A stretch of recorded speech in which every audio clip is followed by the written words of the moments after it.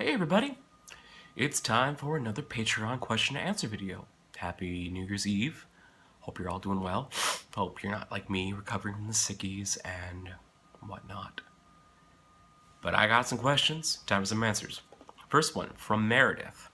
Favorite holiday memory? This one is one that was a ritual that we did in our family, and it's like all things Jones related, strange and weird, and I have no idea how it started. It probably had to do with the fact that I was a big fan of the George Lucas Spielberg-y films, and my last name is Jones, but every Christmas Eve for about 10 years, my brother and sister would come into my bedroom and they'd make me tell an Indiana Jones themed story to them. I'd have to make it up. And this started probably when I was around maybe 13 or 14. And to tell you how pervasive this has gotten, the last time I did it was last year while my brother and I were walking the dogs, and he picked me up before he had the birth of his first child. And I told this really, like, somnambulistic, half-awake version of the story.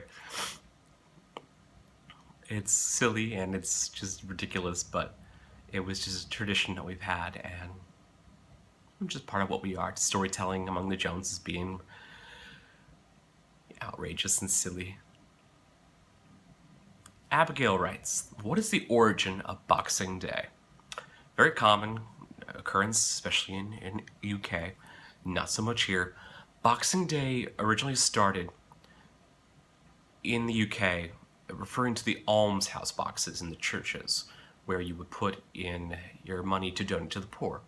And so on the 26th, the day after Christmas, those alms boxes would be opened, and then that money on Boxing Day would be distributed to the needy and those who were disenfranchised. On Boxing Day was commonly the day where servants who had been working the actual day of Christmas, were allowed to have their own time for, holidays and dinners and gifts and exchanges and whatnot. Masters would give servants gifts and so forth. And it was sort of like a second Christmas for all the people who had to sort of work under the hands of those and provide the Christmas for those who had money. My mother asks, feelings about The Forest, which is this upcoming horror film. It's going to be released in January. It is based on an actual forest in Japan, located at the base of a volcano mountain. And it's a forest that has a huge emotional core where people go to the forest essentially to commit suicide. It's a pretty raw, unnerving experience.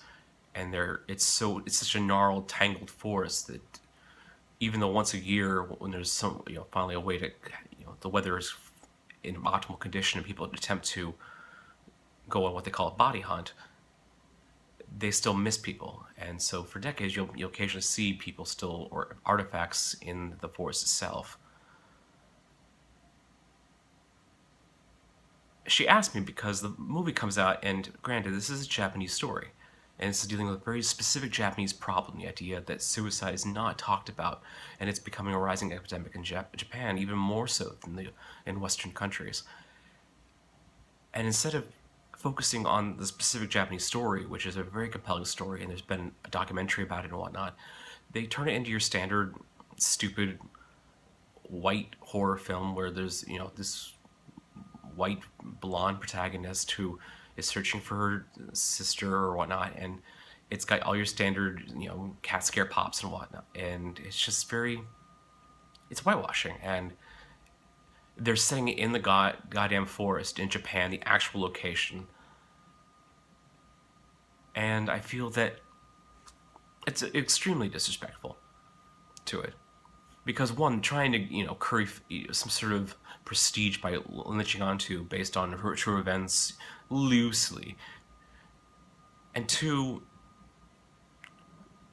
I wrote a short film based on the forest, but I didn't intentionally. I intentionally didn't set it in Japan.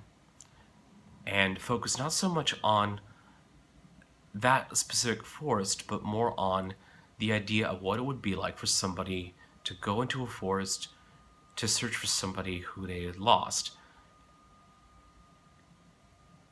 and explore a really small, tiny story. And I feel that that's okay. I mean, it frustrates me when the common trends happen where people take documentaries and they see documentaries and they go, wow, this is a great documentary. Let's make a film, a piece of fiction based on this documentary. Like Man on Wire. I don't get it. You already saw the narrative there. I mean, was it not dramatic enough for you? But for some reason, people love to just remake things. And I'm not into remaking things for the sake of remaking them. I'm into either exploring the smaller moments or reimagining in different locations ideas.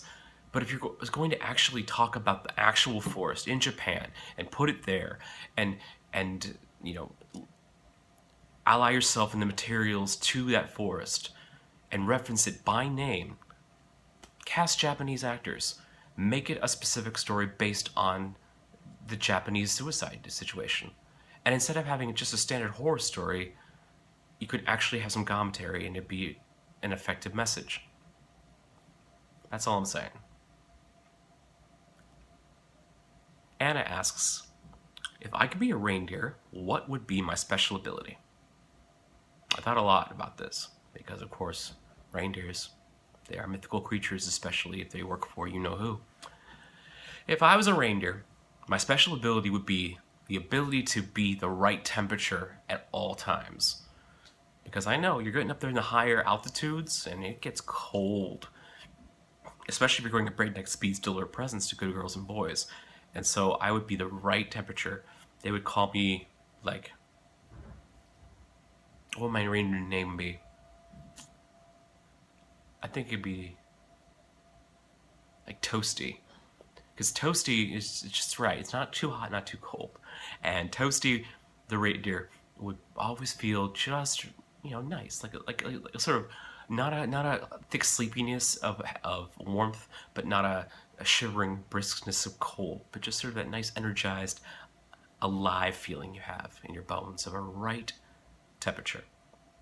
All right, New Year's coming. 2 questions for you. Well, first one is a side question.